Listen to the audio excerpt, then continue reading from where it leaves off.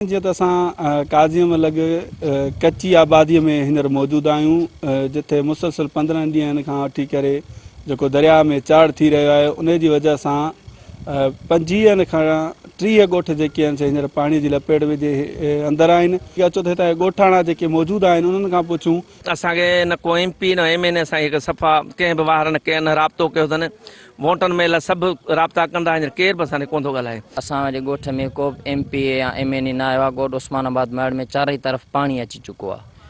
न का गवर्नमेंट जी तरफ़ां असांखे का सहूलियत मिली चुकी आहे। इहे ॿेड़ी असां साईं पीर हाजी नूर शाह वारनि जो साईं जुड़ियल शाह जो पुटु पीर असद शाह उन जी महिरबानी आहे जेको असांखे ॿेड़ी उन्हनि कराए ॾिनी आहे। तक़रीबन हिते 15 ॾींहंनि खां हाणे मुसलसल असां पंहिंजे पैसनि सां ॿेड़ी कराई आहे, जेके असां हितां अचूं वञूं था किरायो भरे, ऐं उन खां पोइ असांखे को बि हिते माना को बि फ़ाइदे वारी का बि शइ असांखे हिते न मिली सघी आहे MP MN तरफ़ां। को बि डॉक्टर या माल वारो डॉक्टर या ॿारनि जो डॉक्टर या का बि खाद खुराक या को बि MP MN असां हिते हिन टाइम ताईं न पहुतो आहे।